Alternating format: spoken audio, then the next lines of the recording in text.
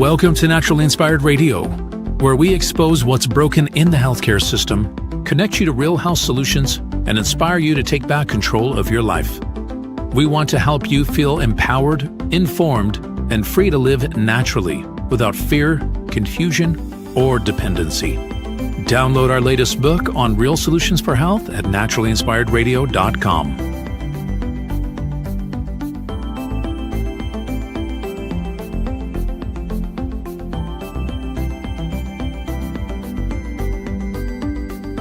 Naturally Inspired Radio is a nationally syndicated show broadcast on over 100 radio stations, online platforms, video channels, and podcast feeds.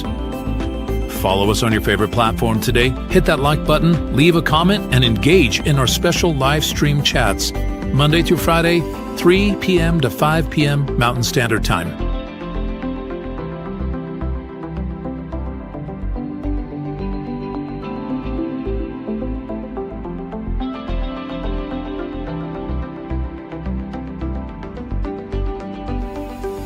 Visit naturallyinspiredradio.com to learn more, register for our weekly giveaway, and explore past episodes. You can also connect directly with Tammy, follow her on all major social media platforms, and discover more about our featured guests and trusted radio partners.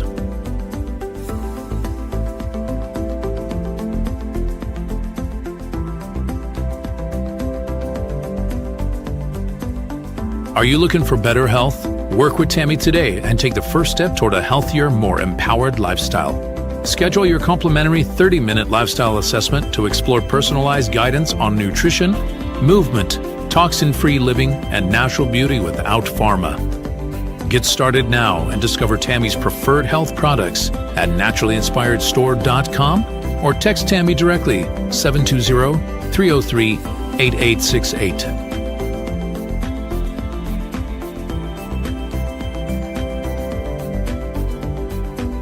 Love the show and want to support the movement? Head over to naturallyinspiredradio.com and click on the support tab.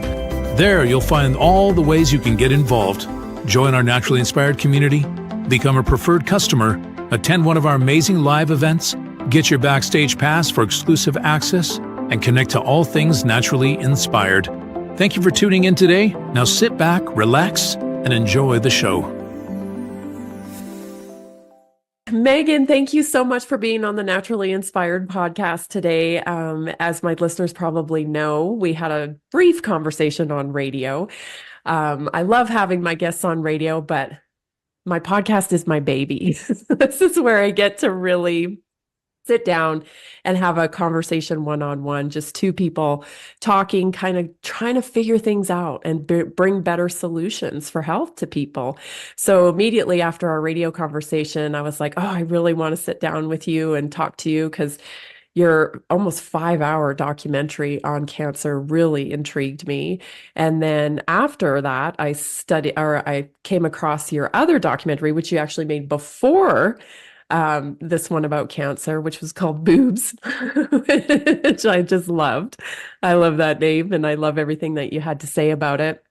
That topic when it comes to breast cancer and screening and all of that stuff. A lot of thoughts I had around that topic before, and you confirmed a lot of things for me there. So today I just want to get my audience to know a little bit more about your backstory, because it didn't start with just, exposing new methods of healing for cancer. It actually started with Lyme disease. So can you talk to me about that story?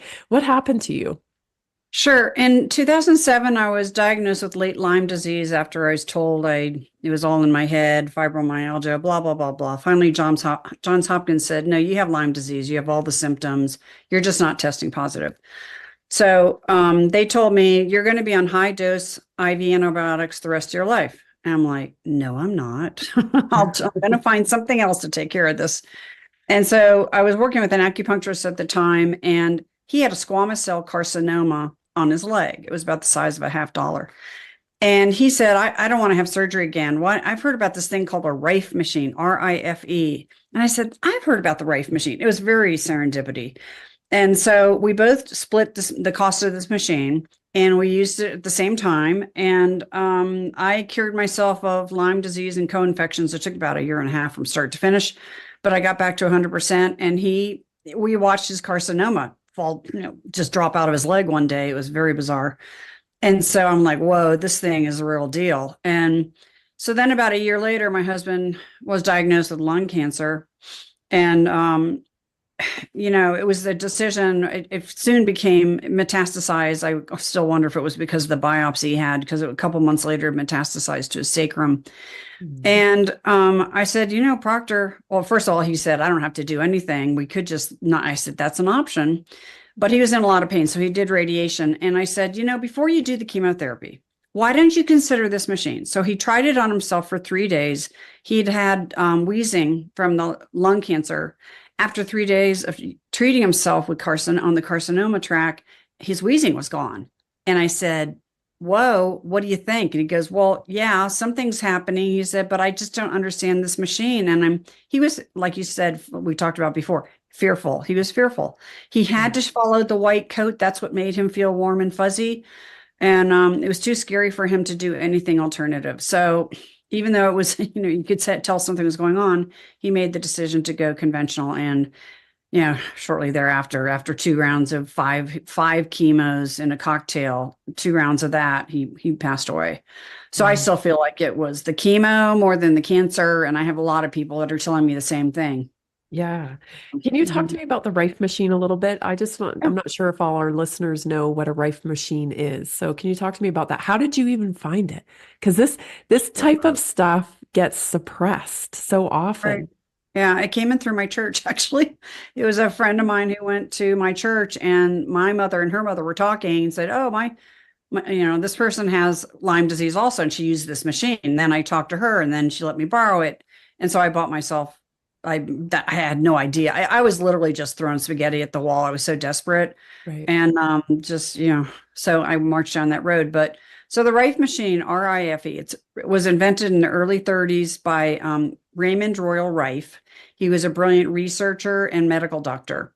And he discovered, it's a long story, so I'm really going to shorten it up here. He was looking under the microscope one day, and he saw that there was a weird light. It was a resonant light by his station where he's looking under the microscope, and he saw this microbe die. It lysed, which means it broke open and died in front of him. And I said, he was like, what the heck? So he put it together, it was the light. So he started to run different frequencies and found that he could kill any algae, mold, fungus, bacterium, virus, anything he could kill with this machine.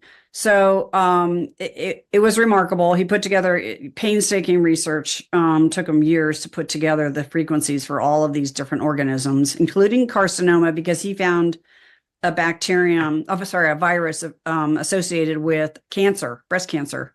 And so he decided it was what they call virally mediated cancer.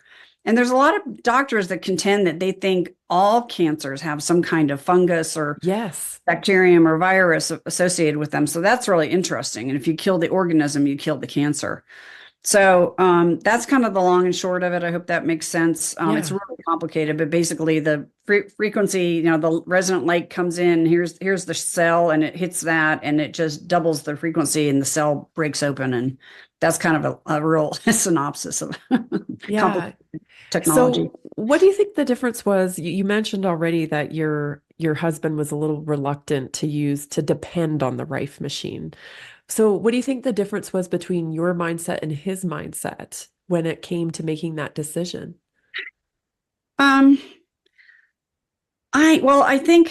I think when these doctors were telling me, I was so miserable, and they kept saying, this isn't Lyme disease. I'm like, both my dogs have been diagnosed with Lyme disease. It doesn't exist in Virginia. I'm like, are you really? And so I started to distrust my doctors, and I went to like 5 different doctors, and they all said, it's not Lyme disease. It's not, we can't give you the antibiotic. Well, medicine was making it, I didn't know this background. Medicine was making it hard to give the antibiotics because they were afraid of these superbugs and other excuses. That's a big, long story, but there's been documentaries made on this. So I just, I just stopped trusting medicine, and I knew we all know what's going to happen. We've seen our friends pass from cancer, and we see that the the radiation and mostly the chemotherapy are debilitating. And I knew it was going to be an ugly ending. And I know Proctor did in his heart, but he just couldn't. I think it was also peer group pressure. He didn't want to be seen as doing kooky things. And, Mm, I was more kooky than he was, I guess. And I was more open to this. And I had already been through it with Lyme disease. And I think he just didn't open himself up to believing that medicine would never do anything contrary to doing anything but healing us, even though they can't cure cancer. I mean, I think we all know that now. right. And curing cancer, the pursuit of it is very lucrative. Oh, yeah. Yeah. I like to point this out to people. Big medicine makes their money, pharma makes their money off of vaccines and chemotherapy. Yes. Those are their two babies. So if you take away chemo, if you find a cure for cancer, you see what's going on in the vaccine world. Same thing for chemotherapy. They don't really want to get away from chemotherapy and go into immunotherapy. Immunotherapy doesn't work. It'll work for some cancers for at least a bit, but they don't want to find a cure. I mean, I'm convinced of that after I've talked to all these doctors and what I've seen. It's sad. Yeah. It's interesting because those two topics, you can't talk about them or you get censored, right? If you talk about vaccines, oh, trust me, I'm highly censored. Right. I've been on the other end of that. But It's cancer is taboo. the same thing. There's a Yeah. lot of products and whatnot, that really can't talk about it. I remember I used to follow Dr. Carolyn Dean years ago. She was, basically the magnesium doctor. She knows everything about magnesium. And she would not even say that word on her show. Oh my Yes, God. this is the stigma around it. Like she would just be like, Wow. nope. If someone called in about it, she would just, nope, nope. Like she would just not go there. And so I Yeah. think people need to understand the pressure that there is around this industry to suppress as Yeah. well. And I think we all saw that during the whole pandemic, what was going on. And I think big medicine took advantage of that. I think they also overstepped at the same time. They, they kept coming out with these boosters. Now I think the boosting rate on the last one was like 18% of people got the booster. So Yeah. I think there was a whiplash. I think people started going, wait a minute, this is too much medicine going into my body. And plus they're seeing their friends, getting and their family members being vaccine injured. I think they're putting it together finally. I think they were Yes. in denial.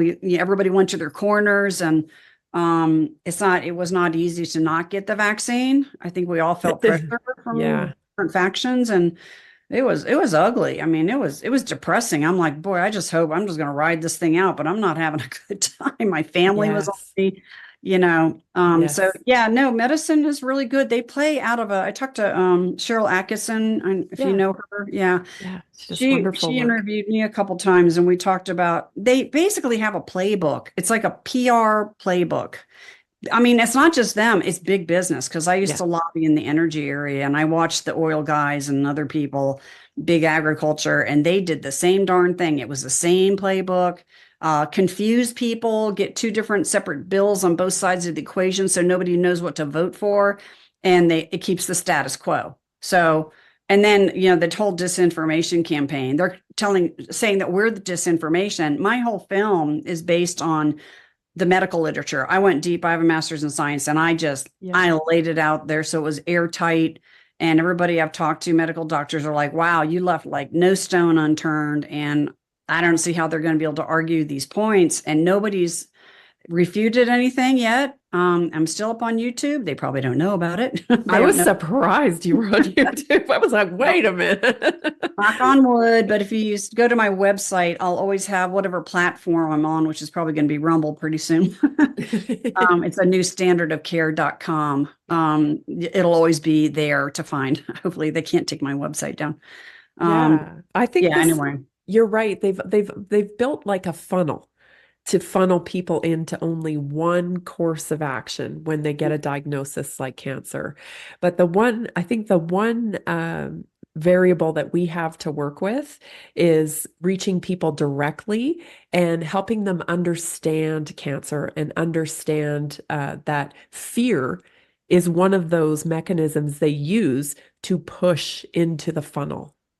Yeah, absolutely. And I had a medical oncologist who's in my film. He says this on camera.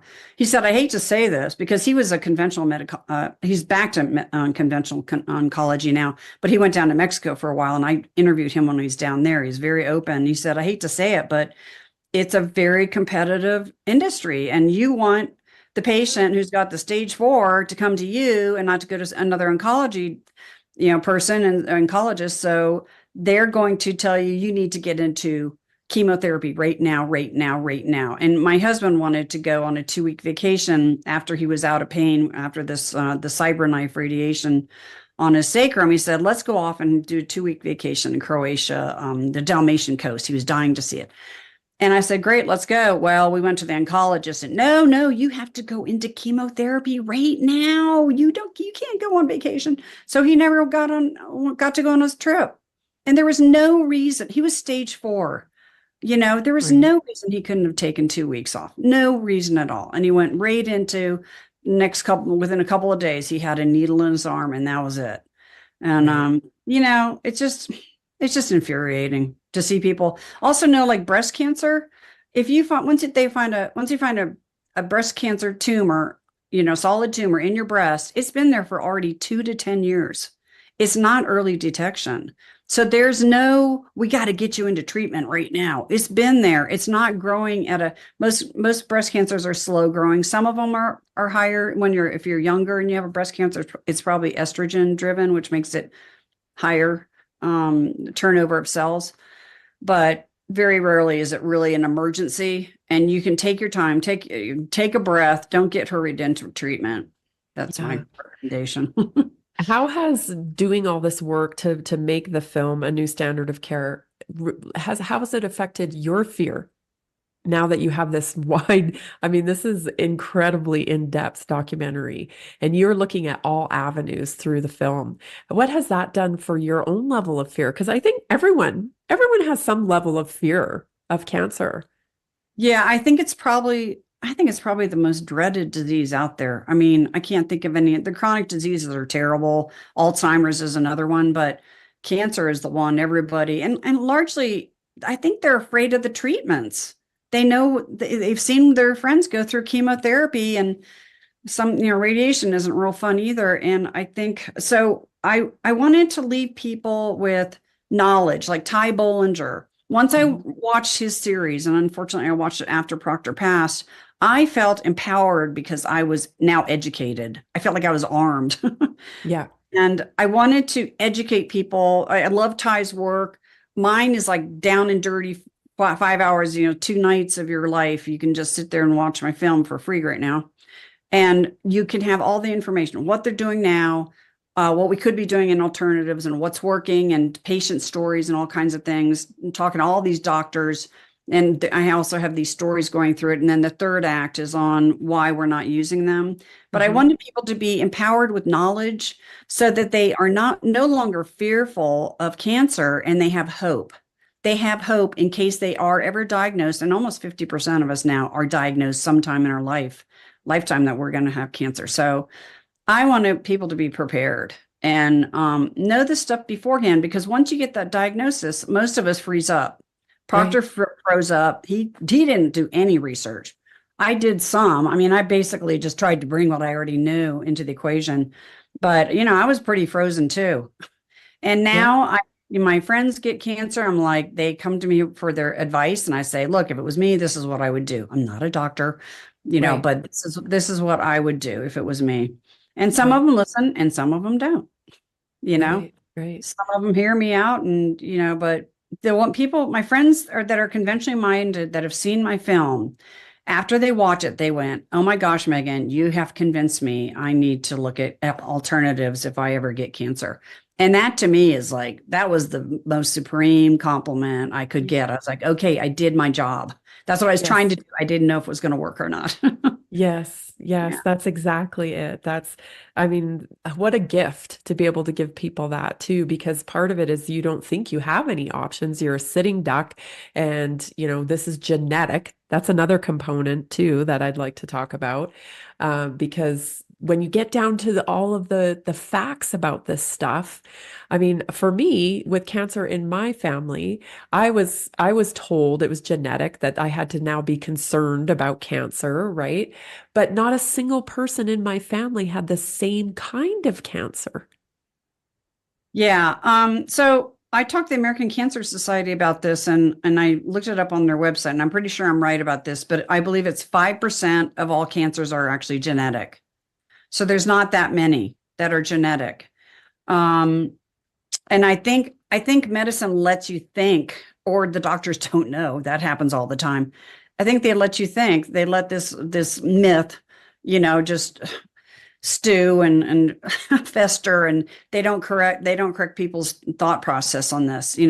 Breast cancer, yeah, maybe you might have it could be where you live too. If you all grew up in the same house and you're all getting cancer, there are things called cancer clusters, but largely it's not genetic. And so it's just how do you take care of yourself? I mean, some of us may have more of a tendency to get cancer because of our genetic makeup.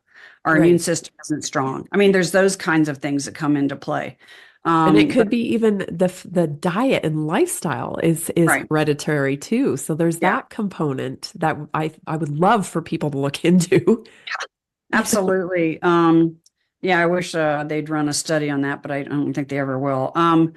So yeah, there's like they said 20% of people, if you're obese, you have a 20% higher chance of getting cancer in your lifetime.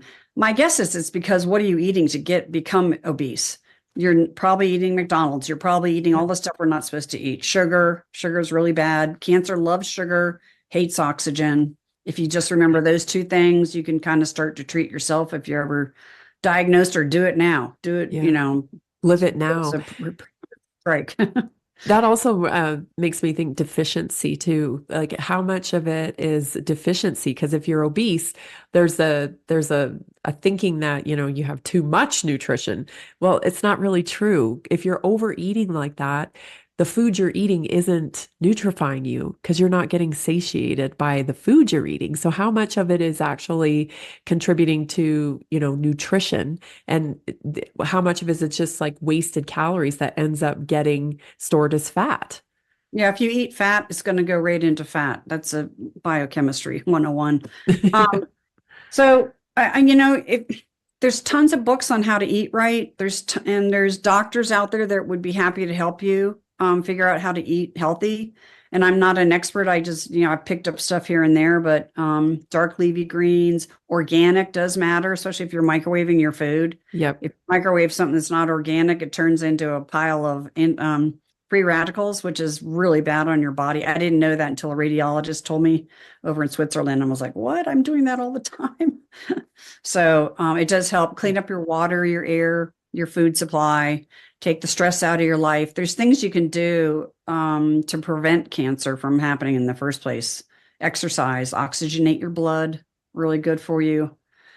Yeah. But we're under a lot of stress right now. I think that's one thing. They talk about these big cancers that came out of the pandemic, and my theory is there were three things going on. We were stressed, and stress will create cancer because you're in a fight and flight for too long, and it's a cascading effect. Cortisol turns into this cascade, just wreaks havoc on your body with your hormones and messes up your organs and immune system. So you don't want to stay in that panic mode, which we were all in for like a good, 3 years, Yeah. So that's one reason I think we're all getting chronic diseases and cancers. And, but, of course, the vaccines, right? That's coming out now they're finally getting some good research, solid research. It's saying, no, these are creating cancers and other problems, autoimmune diseases. And, COVID in itself is highly inflammatory. So is the Right. vaccine. But COVID is not, an innocent little bug that doesn't do anything. It's if you get like the Delta, I had that one. That was a bugger. I ended up getting pneumonia. I reversed it with my Rife machine, luckily. But yeah, I mean, that's highly inflammatory, and you don't want to have that COVID in your body for very long. I'm still trying to figure out what can you do to get it out immediately. I've tried different protocols, but you want to get that in and out of your body as soon as possible. One of the things that we've had just huge success with, which it seems so simple, was nose washing. I heard about that with the Nose same. washing is just incredible. I think I have passed that on to so many people now and heard back from them that, yeah, it only lasted 3 days, or yeah, I don't, it was no Oh, big. during after you Because catch it. yeah. So if you, as Mhm. soon as you feel a tingle, as soon as you feel a tingle, if you start washing your nose out, and Dr. Peter McCullough taught me this, he has a protocol for it. And you can definitely look it up on Naturally Inspired Podcast because he mentions it on my show several times. So if you're listening, you think, oh, well, I want to know exactly what he used, go to that show and listen to it. But yeah, just flushing your nose out a few times a day. As soon as you start to feel a tingle, it dramatically decreases the amount of time because the virus replicates in your nose. It can, yeah, the virus attaches either here, up in this area, or Yeah. in your gut, but it has to Yeah, go through here to get into your to your gut. gut. Yeah. Okay. So were you using, just real quick, were you using saline? Because my girlfriend and I went to the UK and she was doing salt washes nasal every day. She didn't tell me. I Yes. got COVID and she didn't. And I've later had she, people use the salt washes and then a solution of iodine, Mhm. low iodine. Yeah, so a couple of different things that it seems Okay. like if you could just wash it out, Yeah, makes sense, really. right? Yeah. Yeah, All just right. some, Thank you. I yeah. learned something. Yeah, it's been really super helpful for a lot of people. So, but yeah, lifestyle, I think, is really what we have to focus on when it comes to these things. And people say, oh, well, you don't eat hot dogs and you don't do this and don't you get tired of living that way? And to me, I feel like if I'm going to get sick, because there's no guarantees, if I'm going to get sick, I would like to be able to know that I've done everything that I could. Yeah, I think, yeah, I mean, occasional McDonald's is not going to kill you. I am guilty of that myself. Right. So, an ice cream cone once in a while, a birthday cake, but you don't want to make it a habit. You don't every day. You don't want to be eating icky food out of cans. Not good. That stuff. Look at the label. If it's got more than a couple of ingredients, it's got all kinds of chemicals in there and preservatives, and that it's kind of been, they've pretty much proven that big medicines or whoever is in bed with, hate to use that, sorry to clean it up here, they are in No, you're cahoots good. with big Big soda, food. big sugar, big food. They're all kind of, they're Yeah, it's fascinating technically. how one piece feeds the next piece, feeds the Mhm. next piece. And Yep. I it's mean, that's really, how we got stuck on this pharmaceutical thing because they ran the homeopaths out of business in the early 1900s and replaced it with medical schools. And it was all based on a big study that was done by Big Oil, paid this gentleman, Dr. Abraham Flexner. flexor. Yeah. And, they figured out they could take big oil and make it into big chemicals, and then they made big pharma. That's And so right. they just they're keeping all the profits to themselves, and the homeopaths were largely run out of business. So that's how we got into this mess in the first place, was money, money, money, greed, greed, greed. Yeah. When you started, doing your research for the movie, I'm curious, what was the reaction to some of the doctors you reached out to? Like I always get the pushback when I expose some of this stuff, people right away want to call you a conspiracy theory. Well, like whatever, I'm over that. That's so Um, passe. yeah. It's like, well, okay, whatever. Anyway, what was their first like initial reaction? Can you talk about that and the relationships that you were able to forge while you were doing this movie, and kind of like what was the climate around that when you start talking to people? So are you talking about conventional medicine, doctors, or Both. non? Kind of both, if you would cover both. So like when you went to a conventional medical doctor, as you did throughout the movie, was there pushback right away? Was there a different attitude? And then when you went to like naturopaths and the people who were offering different solutions, was that different than the conventional? Yeah, I mean, obviously the non-conventional, they knew what I was trying to do. And so, well, first they were kind of suspicious because they thought maybe I was on the other side trying to take them down. I had to convince them, no, I'm not the bad person here, just trying to get to the truth. And so they opened up to me, and they were wonderful and outside of the box thinkers and almost artists, if you will, the way they had to think. Because there's one woman who called herself a healing arts. She always called it the healing arts, which is kind of true. This is what I found from these doctors. Conventional doctors, I went to American Cancer Society, and I appreciate that they didn't have to take my interview, and they did. So I had 45 minutes with Otis Brawley, who was at the time was their chief medical officer. He's very forthcoming considering where he was VP of ACS, and he wrote a book called How We Do Harm. I would suggest you guys read it. He didn't like the title. He said the publisher put the title on it. It wasn't his choice of titles, but he does kind of go deep into what's going on behind the scenes. And he was very forthcoming. But he was skeptical, but he also would say, I'd say something, well, what about this? And he'd go, well, blah, blah, blah. And then he'd go, but I should keep an open mind. I mean, it was really kind of endearing how he talked. And then I talked to National Cancer Institute, who was also a medical oncologist, as was Otis Brawley. He was no longer performing chemotherapy on patients, but he had that background, and he was skeptical of most of the alternatives. I went through each alternative one at a time, and yeah, we looked at that, but blah, blah, blah, Yes, I noticed that. Yeah, and I did that on purpose. He wasn't willing to say that the B-17 Sloan Kettering trials were thrown, which there's tons of evidence. My friend Eric Marola, who also edited my film, did an amazing documentary on that. Very interesting. And the B12 is the laetrile.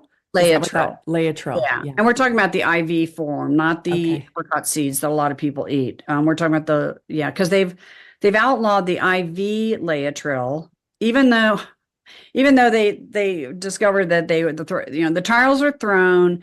People started screaming because they were still trying to outlaw laetrile based on bogus accusations. And for a while, they kept it out. Then it came back. Then it went away again. Then they outlawed it again. It's been outlawed over in Europe. I went to Switzerland. They said, we can't use it here. And you always thought about the Swiss health clinics. Yeah. And you can't use laetrile. And that really hurt them because it was something else they could use in their chest of alternative therapies. You have to go to Mexico. Is it expensive? I don't think so. I don't think it's that bad. I didn't hear anything about expense, so I assume it wasn't. But you have to go to Mexico, and even Mexico now, people should know this. I went to one clinic, I talked to them, and I said, I'd like to come in and interview you. And they said, we're being watched right now, so we cannot talk to you. So that's the look I had on my face too. I was like, oh my gosh. So pharma's figured out how to get to, I don't know if it's through the Mexican government, do the math. I'm assuming probably. It's a bartering chip of some sort, probably. Yeah. And also they're building pharmaceutical chemotherapy plants over in Europe. So now, all the parliaments or whatever are listening to them more over there. So things are shutting down over the EU, and the doors were not swinging open like I thought they were going to do. Switzerland somewhat. But they were saying, look, they're taking away our stuff right and left. And I'm like, gosh, this is terrible. Yeah. Yeah. What about the enzyme treatments and Dr. Burzynski? Can you talk a little bit about because I've heard of Burzynski years ago. Yeah. He's been doing this a long time. Sometimes I wonder how that's still going.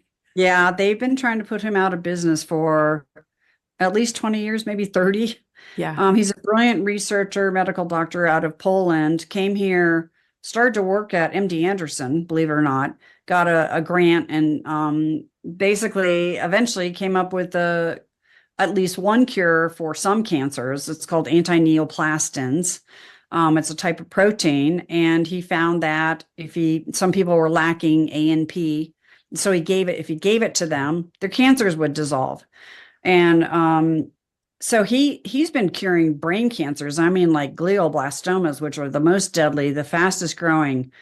I think he said 70 to 75%. He can treat with ANP and anti-neoplastins, and they will go away. And so I've got a number of friends with all of a sudden glioblastomas are popping up all over the place. And my friends wouldn't listen to me. They won't go. I'm like, you have the money, go down and see Dr. Burzynski. But anyway, so The FDA came after him a couple times, and they're mean and nasty when they go in. They do full raids with guns and everything. And then they had then the Texas Medical Board has been after him for years. And they could never get his license taken away. They never were successful. I think they finally fined him, but it was like under $100,000. Meanwhile, he spent millions of dollars on legal fees. But every time he'd be in front of the medical board, which is a bunch of medical doctors, Dr. Brzezinski would have 30 patients behind him saying, I had glioblastoma when I was 4 years old, and I'm 34 now. And the doctors, I watched the doctors. I went down and went to one of the hearings, and their jaws were on the ground. They're like, we can't take away this guy's license. He's curing cancer. So I think they're done going after him. And as long as he just sticks to one clinic and he doesn't start popping clinics up all over the US, I think he's probably okay. The other one was the late great Dr. Nicholas Gonzalez out in New York City.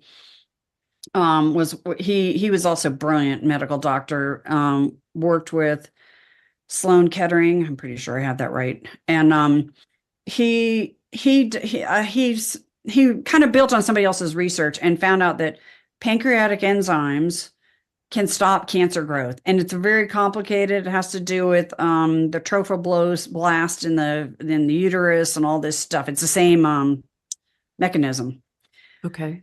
There's also been a film done on this. So I would suggest you go watch that and read up about it, because it's very complicated. And I always forget the details when I start talking about it. But I do know that you have to do pancreatic enzymes and some other stuff. And it's a lot of pills. I'm not sure that I could do it, but some people have cured themselves of cancer. You have to detox your body. They recommend coffee enemas, which again, I'm not sure if I could go there, but people swear by them. They said they feel great. They get a little kick, from the coffee, and they have to do it several times a day. And, if you get desperate enough, they're willing to do that, to save their lives. So everybody's on their own journey. I think it's great. If you can figure out how to cure your cancer, go, Yeah. I think it's interesting that you mentioned the glioblastoma is like the widest growing, brain cancer out there.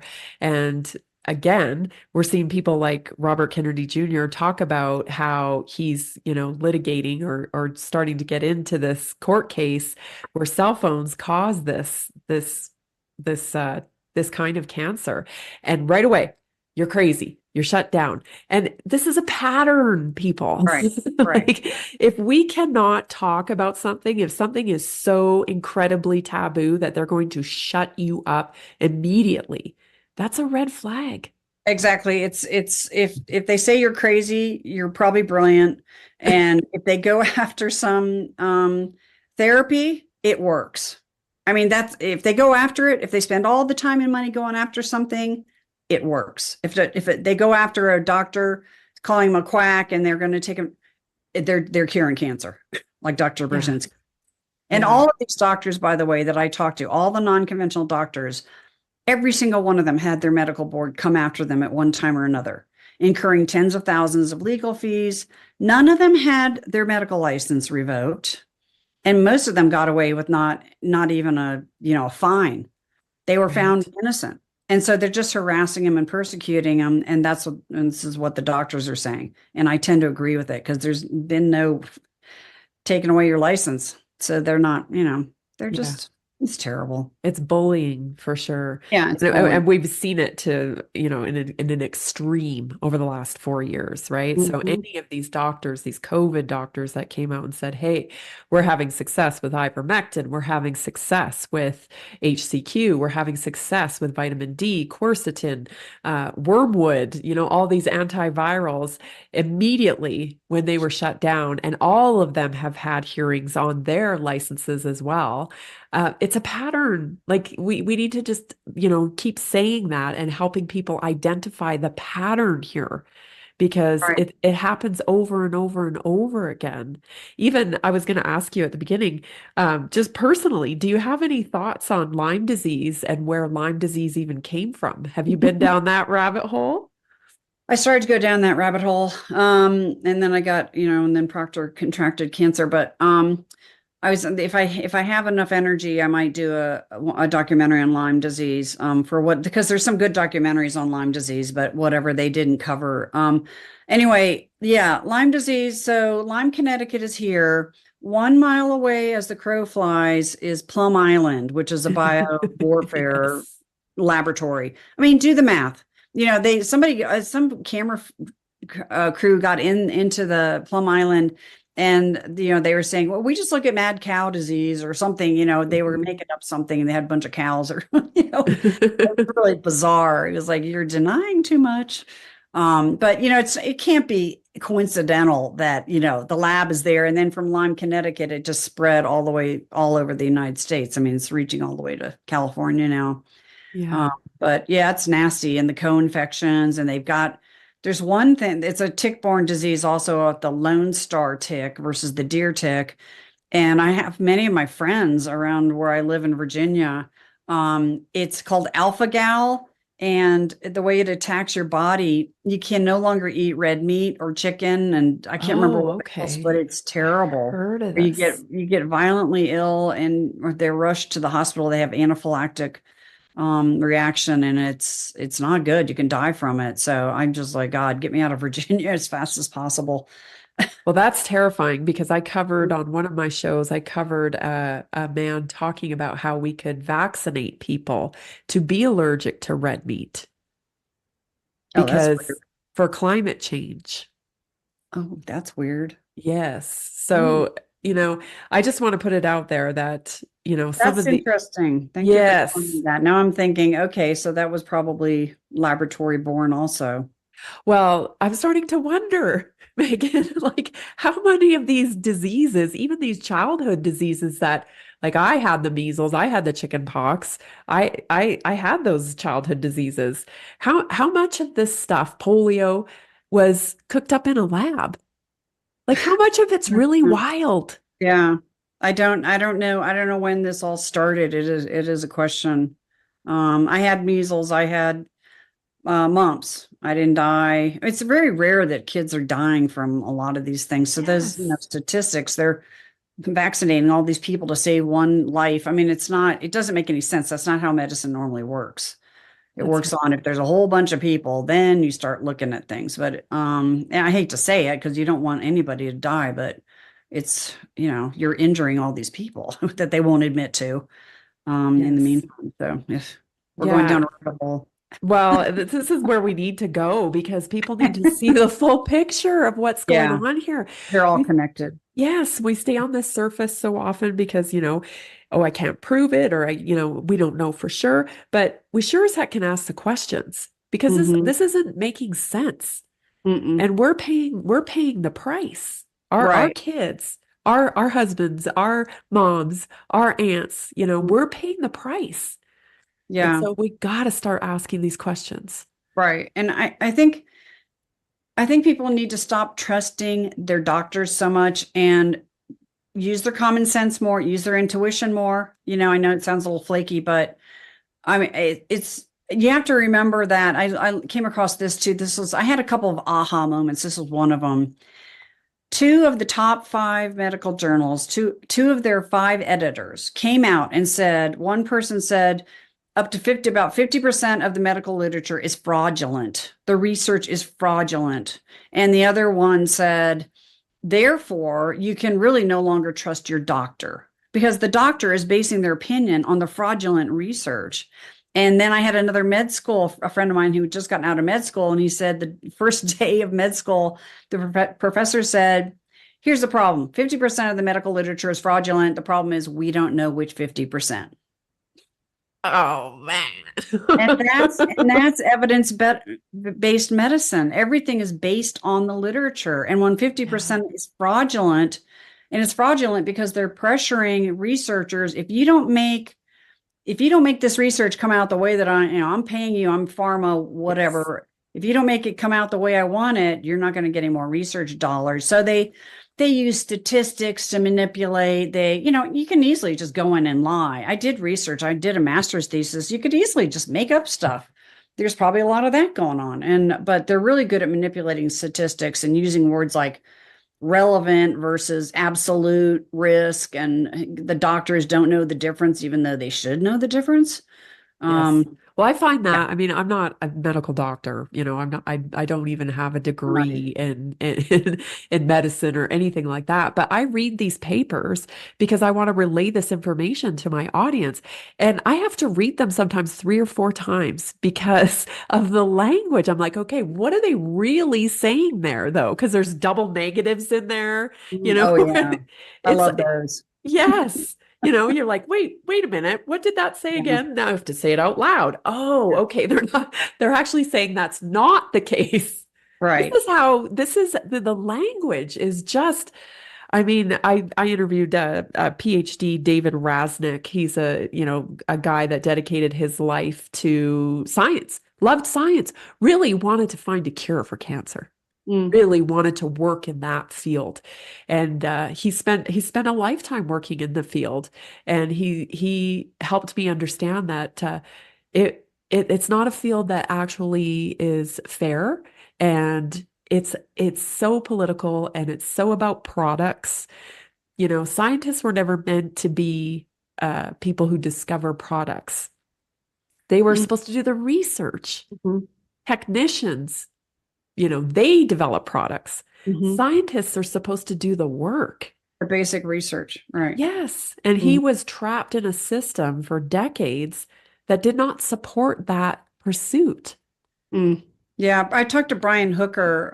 He's in my Yeah. film, and I picked his brain, and he kind of confirmed a lot of my suspicions about what was going on, and that was really interesting. Yeah. About numbers and risks and how they, and the medical oncologist out of Mexico said the same thing. He said, I love talking about this because this is where medicine is really messed up. And the doctors aren't paying attention. They listen to their associations, and their associations are feeding them a bunch of hogwash. And I don't have time to do the research. I have to just listen to my association. And I go to the association website and I'm like, oh my gosh, they're saying, look at all these myths. Well, no, those are myths. Those are the myths. The myths are the myths. When they say something's a myth, it's exactly opposite. I learned that too.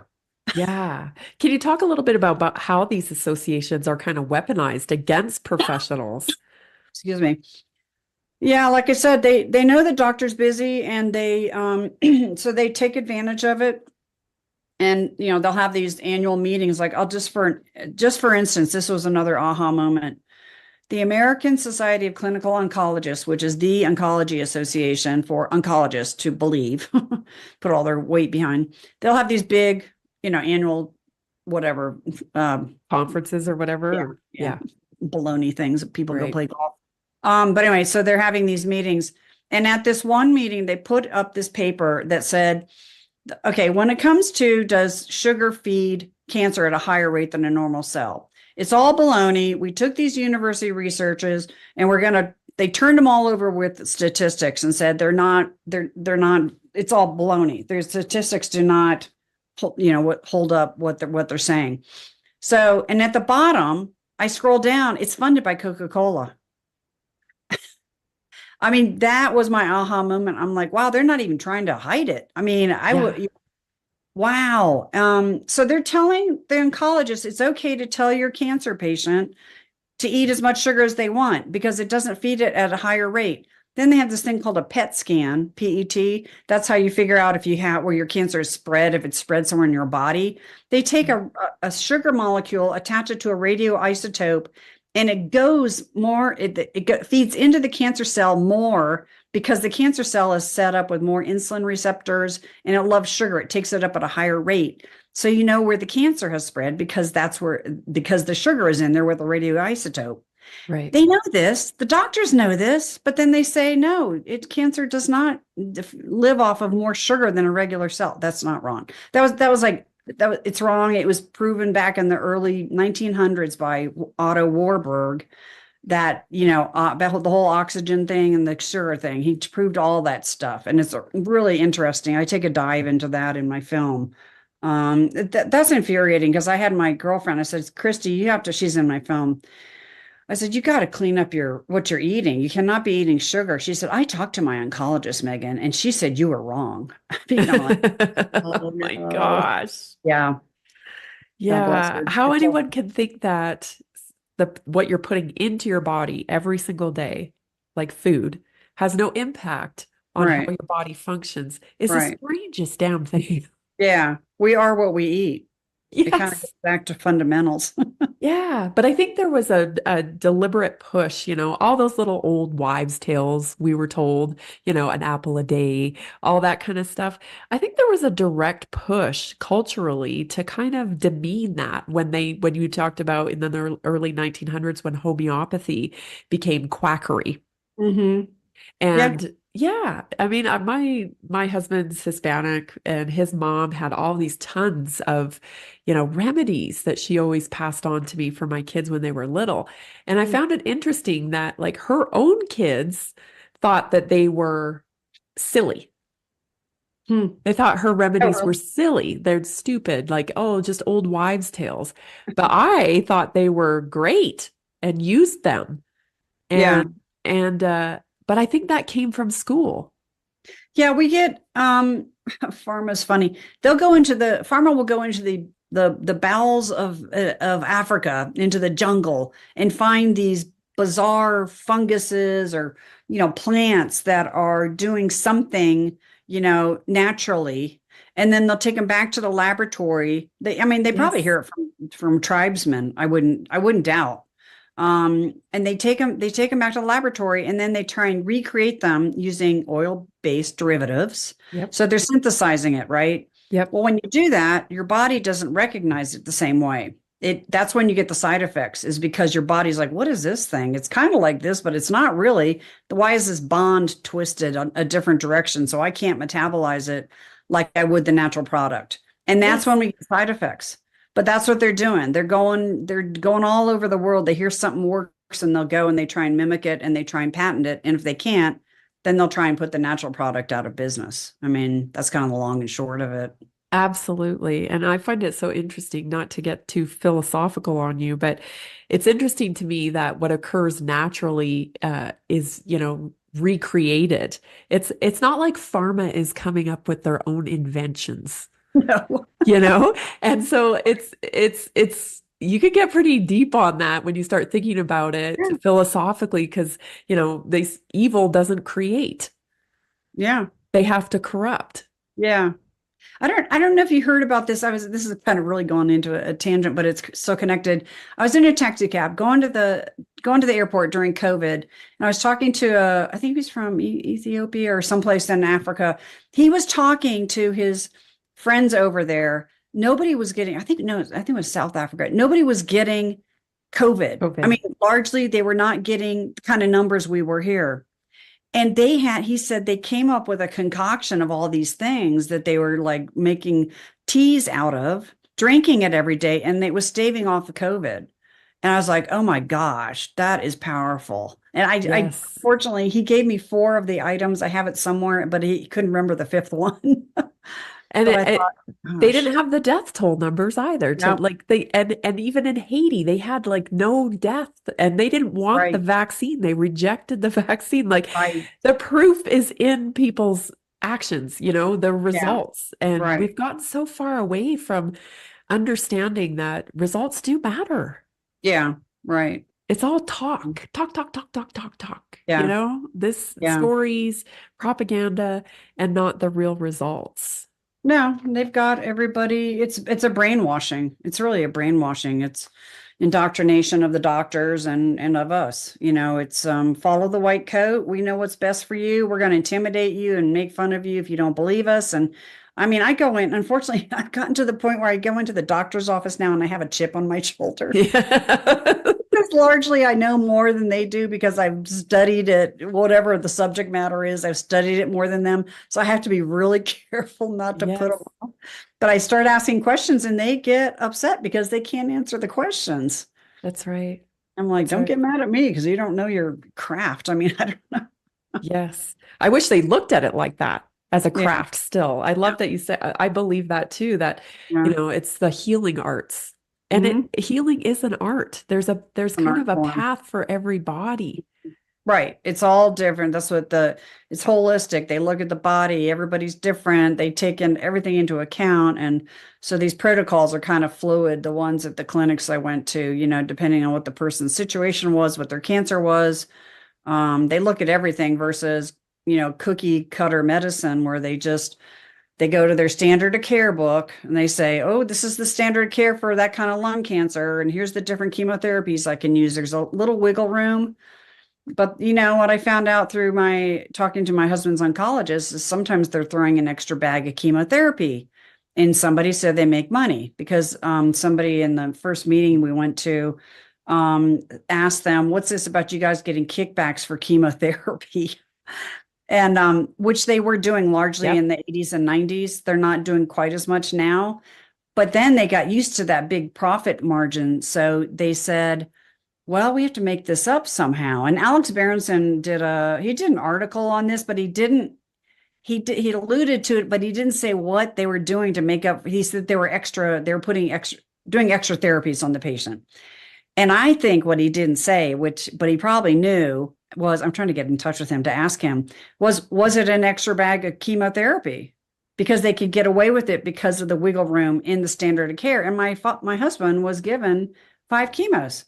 So when we went in for the second round, I said, doc, can we look at my husband? He came into you walking. A month later, he's in a wheelchair. Yeah. Can we maybe pull back 1 or 2 of the chemos and not blast him?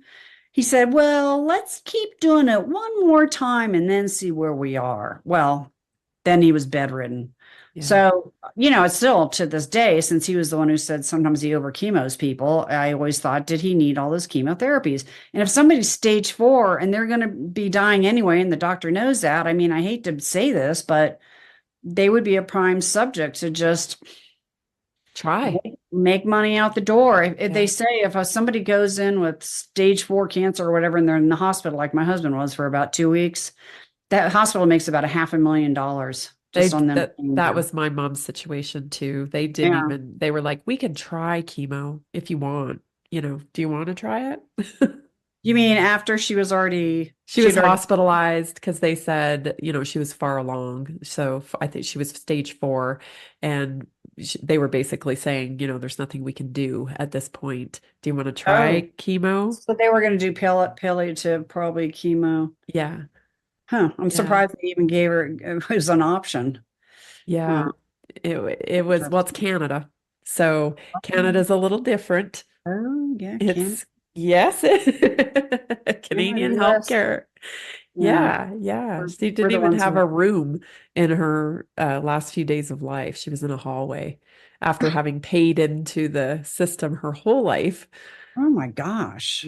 Yeah. And so that's really important that people understand too, that that's not the way to go with socialized medicine. And that will only reaffirm, because I think that we're headed that way here in the US. I think that all this COVID money and all the hospital systems kind of have overextended themselves now with COVID money, and they've expanded and everyone's laying people off now.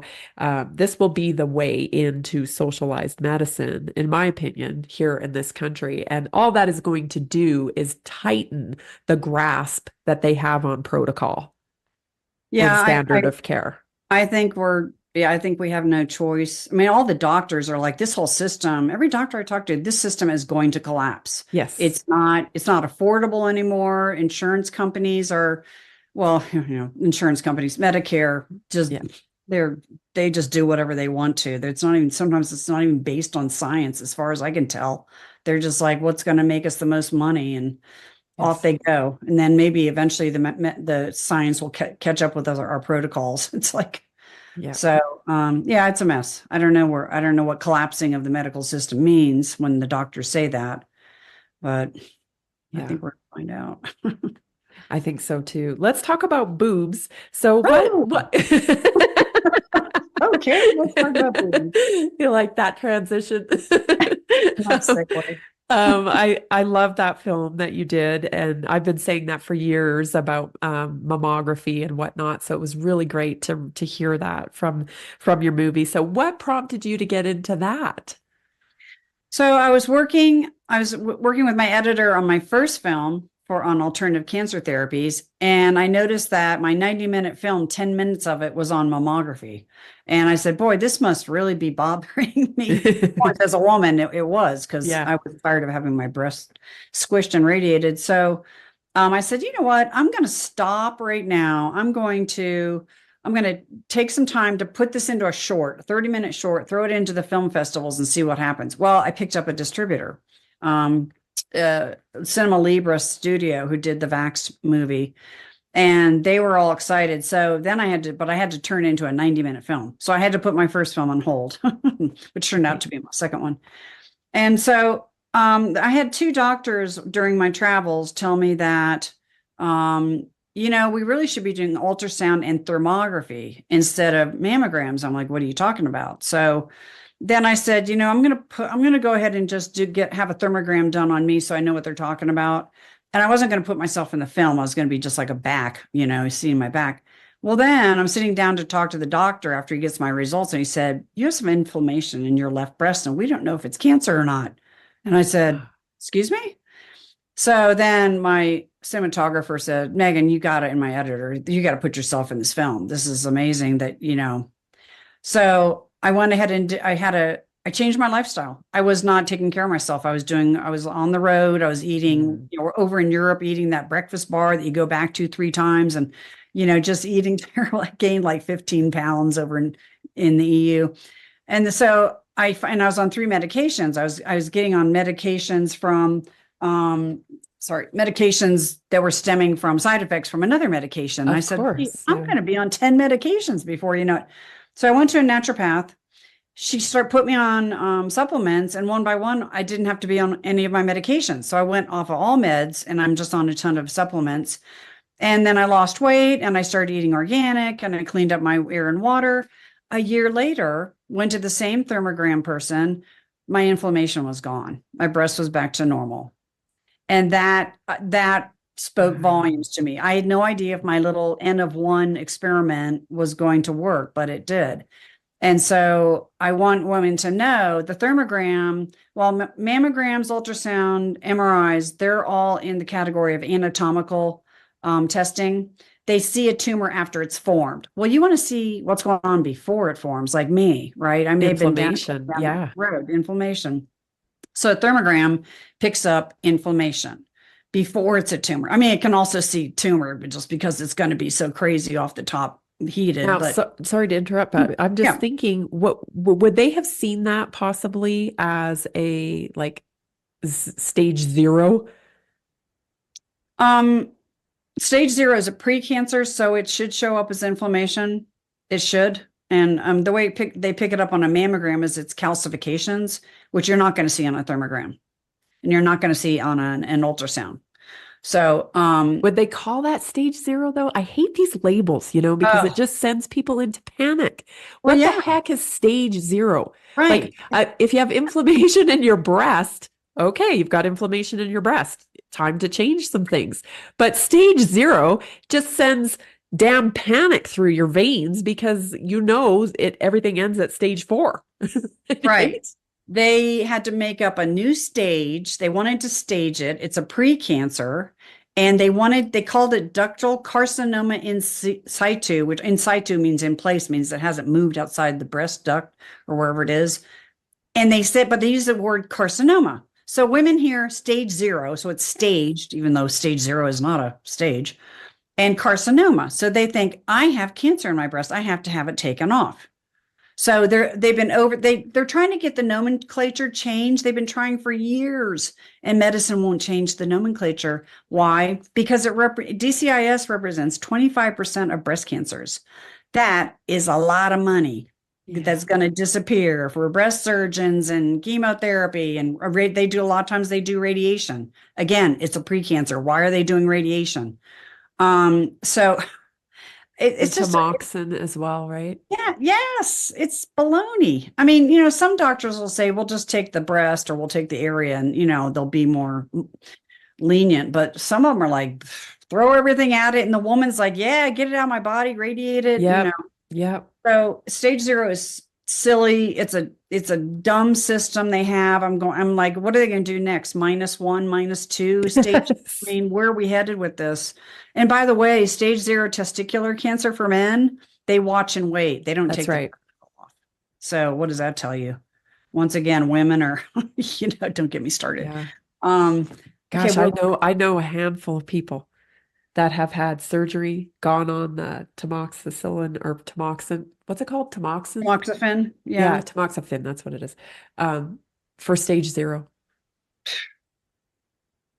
It infuriates me because Yeah. they're acting out of fear. It's out of fear. It's totally out of fear. And Yeah. my girlfriend just she's in my film. She had a double mastectomy. She had DCIS on one breast. Then they kept radiating the patootie out of the other breast. Eventually she got DCIS in that breast. So she had that one taken off because her doctors were really pushing her to have her breast taken off. And now she's Yeah. going, why did I do that? I look terrible. I don't look at myself in the mirror. I mean, the poor Well, thing. the trauma a Right. surgery is on the body.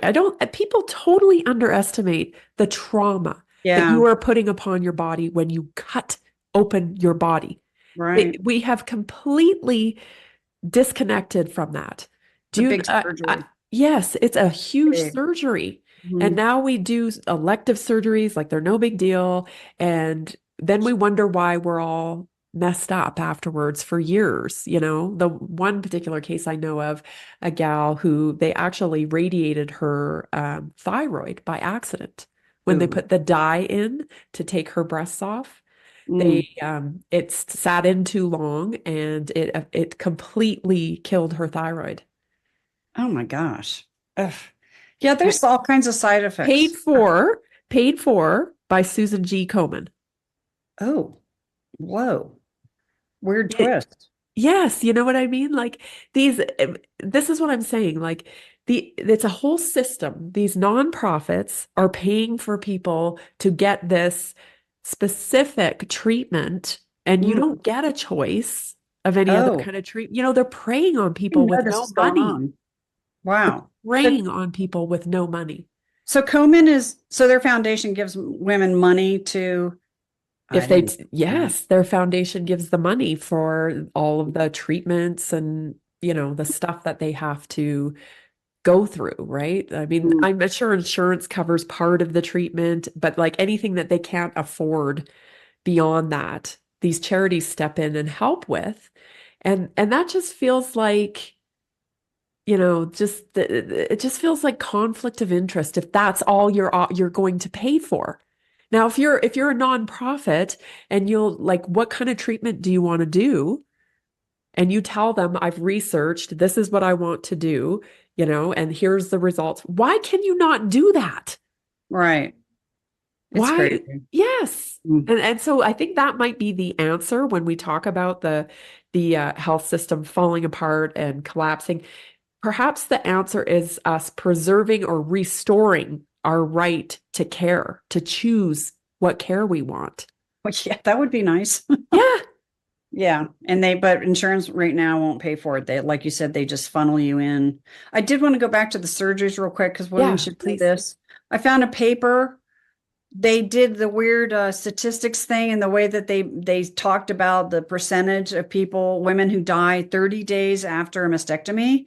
And I crunched the number and I called up my medical doctor friend and said, did I run this number right? And he goes, yeah, you got it right. 1 in 400 women that have a mastectomy die within the first 30 days of the surgery. 1 in 400. That seems really high to me. Yeah. I mean, a lot higher than I'd want it to be. And that's only in the first 30 days. They don't go beyond 30 days. If it's day 31, they don't count you. So I don't know what the first 60 days would show. But I was like, So that's really interesting considering, that we're doing mastectomies on children now what? for gender affirmation care. Yeah, no, it's largely infection. It's largely infections is what people are dying from. And anesthesiology, the girlfriend who had the double mastectomy, her husband's an anesthesiologist, and he said, and this is in my film, anesthesiology, it can kill you. It can kill you. Yes. It's a lot higher than they're letting on. dangerous drugs, the twilight thing that they say is no big deal. I had my neighbor's an anesthesiologist. She said, no, twilight is a big deal. You can die. She said, I don't do twilight when I get, and whatever it is, endoscopy's done. She said, nah, you don't want to do twilight either. I was like, oh my gosh. I had no idea it's so dangerous. Yeah, the side effects and informed consent are almost non-existent in this yeah. field. We don't have any. They hide so much stuff. When they tell a patient goes in and says, so doc, I have this cancer. What's my survival rate? They'll say 60%. What they will lob off is that it's 60% for 5 years. You have a 60% chance of living 5 years, not the rest of your life, just 5 years. Yes. And so they leave that off intentionally. A lot of doctors do. I know several instances of my friends, and I warn them, make sure you say over what time period. So just know that when you go in, if you get diagnosed, ask them over what time period, doc. They're just sneaky. So the one thing out of the Boobs documentary I got too, which I thought was wonderful, and I want to make sure people hear today, is cutting into to do a biopsy. What's your opinion on that? Biopsies. Biopsies are a lot more complicated than they're letting on. I had a friend that went in they weren't sure what was going on, so they did a biopsy. And at the same time they did the biopsy, they put a titanium metal clip into your breast so they can find the tumor later if you have a tumor. First of all, they're inflaming the heck out of your breast. They shot this titanium clip into her. It went up into her shoulder. It's still there. They messed up. And then they shot another one into her breast. And then her breast, something happened. They hit something. It sounded like an artery, but I don't know if you have an artery in your breast or not, but they hit a vessel and it stopped. It wouldn't stop bleeding. It was bleeding out. They couldn't get it to stop. And I was like, oh my gosh. And that was like a simple biopsy of something that maybe was cancer. And so she said, that's it. I'm never going in for mammogram or anything anymore. So biopsies there is speculation in the literature, and I'm pretty sure this is why they changed. Oh my God, I have this woman. Sorry, I'm reflecting on this woman talking. God bless her for talking to me. That was really nice. She was a conventional doctor, and she was pretty forward thinking, but she was a breast cancer surgeon. And I said, what about putting a needle into a tumor that's closed, and then you're taking the tumor out and you can spread the cancer cells? Is that a possibility? No.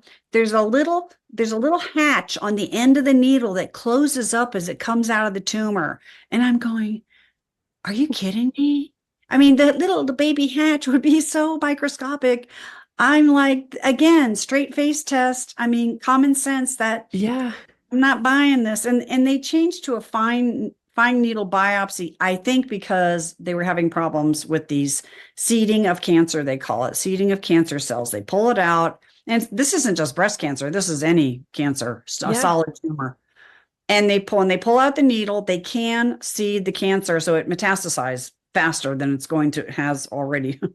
That's what I think may have happened to my husband's lung cancer. I'm not sure, but it took off like wildfire after he, they didn't pick up that he was stage 4, but a couple months later he was, and had already eaten away a large part of his sacrum.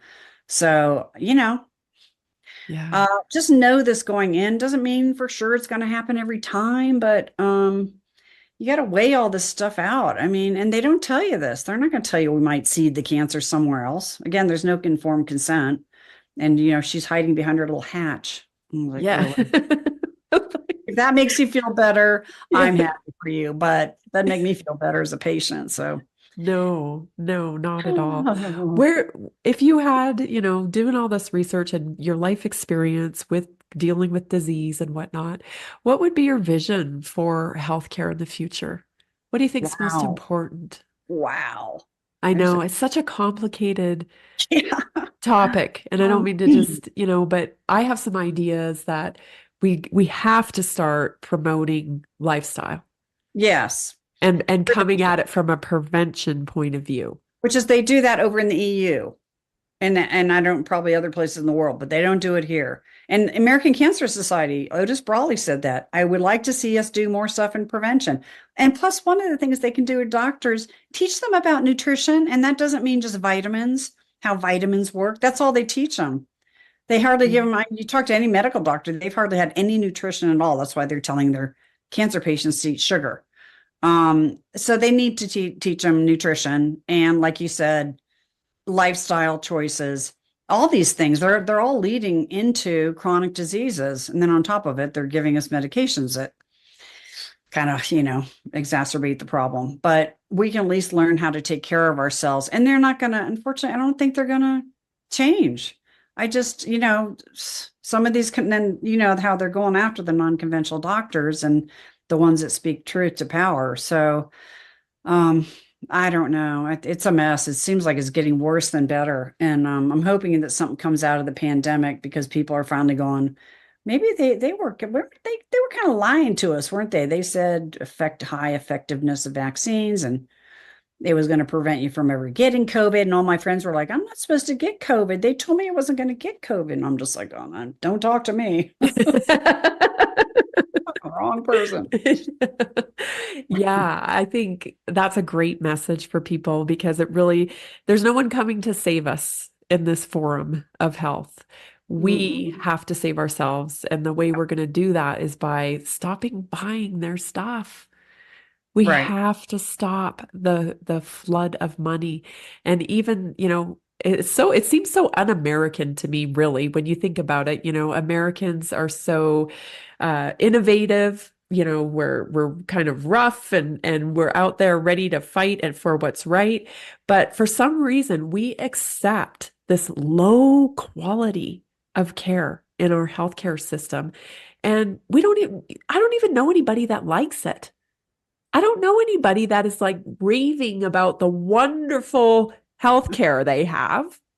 Yeah. But we keep paying into it and we keep propping it up and we keep using it because, there's nothing else. But that's so un-American. It's easy though. And I think part of us has gotten lazy. A lot of us are like, go eat McDonald's instead of making dinner. Go eat out of cans instead of making fresh fruits and vegetables. And, if you go over to Italy, I used this the other day with France, even just, they sit around their table and they're drinking their wine and they just went to the market that day to get everything fresh and they make this amazing food. And I'm not saying they're living longer than us or whatever, but, their lifestyle is they're not stressed out like we are, and we're always trying to find shortcuts, and one of the shortcuts is popping a pill instead of taking care of yourself. Why did you get the chronic disease? No, I don't care about that. I just want to pop a pill and take away the symptoms, but you haven't cured the chronic disease. They don't cure chronic diseases in the US. They don't do it. It's full stop. And any doctor will tell you that. They just put a Band-Aid over it with a prescription. That's how they've been taught. They're good at emergency medicine and they're good at some surgeries, but the rest of medicine is a bunch of baloney just based on selling us pharmaceutical drugs. Yeah. One last question. If you were diagnosed with cancer today, where would you start? Ooh, I'd watch my film. I'd watch my film again.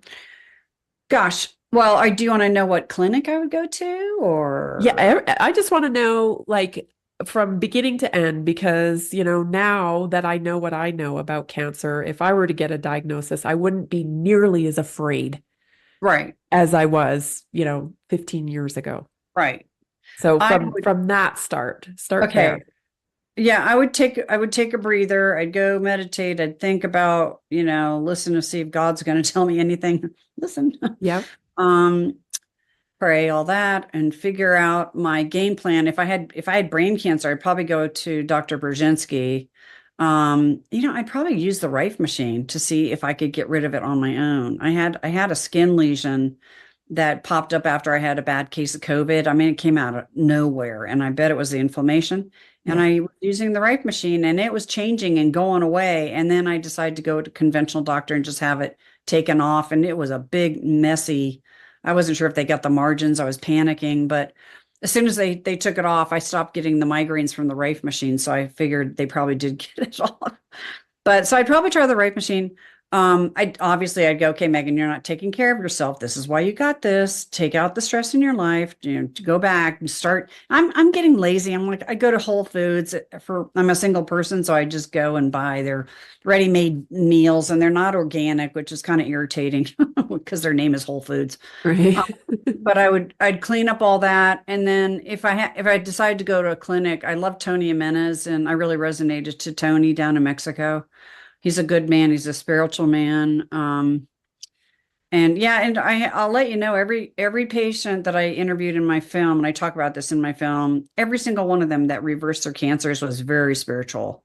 They weren't all praying to the same God, perhaps, but they were all very spiritual, and they were listening for signs. And yeah, so that really plays into it, I think. So I think have I missed anything? I think that's about it. And I just, it's a journey. Everybody's on their own journey. If you want to do conventional, if that's what you feel your journey is, but you can take care of yourself. There's things you can do to help yourself and empower yourself and feel better about your journey and have hope, not just on chemotherapy, but have hope on changing your lifestyle and some things. So yeah, taking action is a huge part of feeling empowered.